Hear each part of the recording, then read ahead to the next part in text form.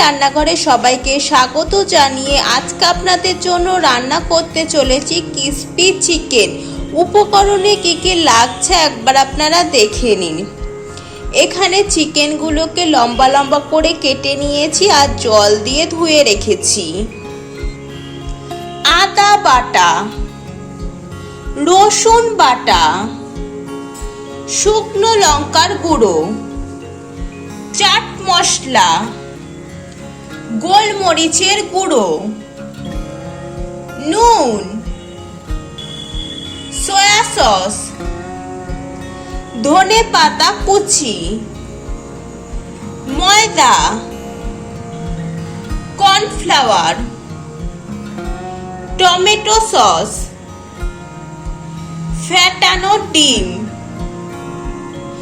মাংসের মধ্যে প্রথমে দিয়ে দিচ্ছি ফ্যাটানো ডিম,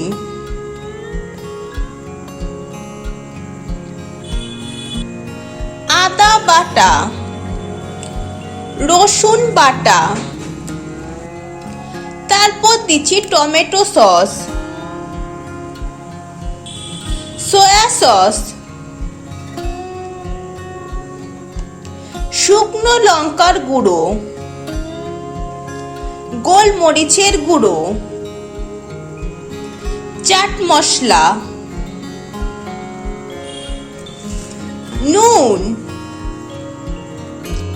এবার মাংসগুলোকে সবকিছুর সাথে ভালো করে মেখে নিচ্ছি।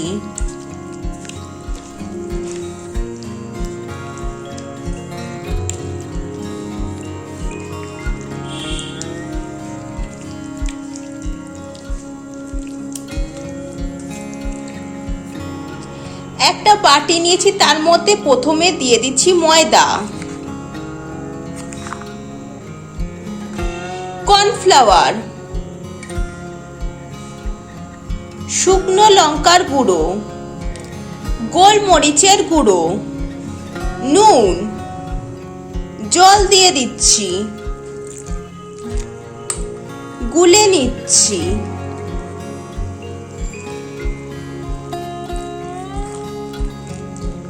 একটা ব্যাটার বানিয়ে নেব।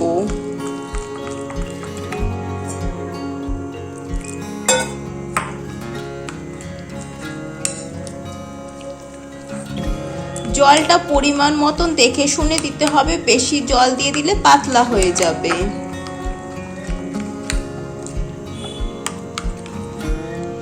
এই ব্যাটারের মধ্যে দিয়ে দিচ্ছি ধনেপাতা কুচি, তারপর আবারও গুলে নিচ্ছি।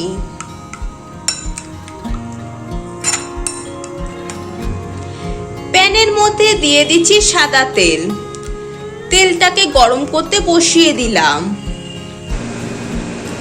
মেখে রাখা চিকেনগুলোকে প্রথমে ব্যাটারের মধ্যে চুবিয়ে নিচ্ছি।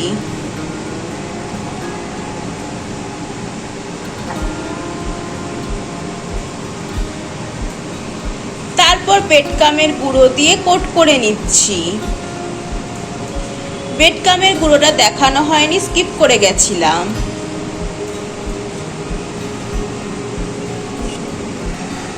ভালো করে কোট করে নিয়েছি। এবার সাদা তেলের মধ্যে দিয়ে দিচ্ছি। তেলটা গরম হয়ে গেছে। একইভাবে আরেকটাও করে নিচ্ছি। প্রথমে ব্যাটারের মধ্যে চুবিয়ে তারপর বেডকামের গুঁড়ো দিয়ে কোট করে নিচ্ছি। তারপর তেলের মধ্যে দিয়ে দিচ্ছি। একইভাবে সবগুলোকে বানিয়ে নিচ্ছি। উল্টে পাল্টে দিচ্ছি। এক পিঠ মোটামুটি ভাজা হয়ে গেছে, আরেক পিঠে উল্টিয়ে দিয়েছি। এইদিকে আমাদের ভাজা হচ্ছে।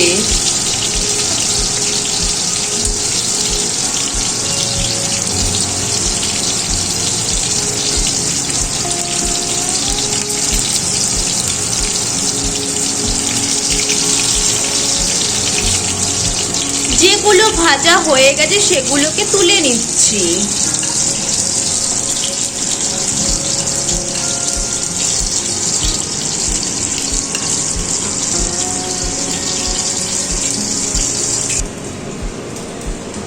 কাসুন্দি দিয়ে পরিবেশন করলাম।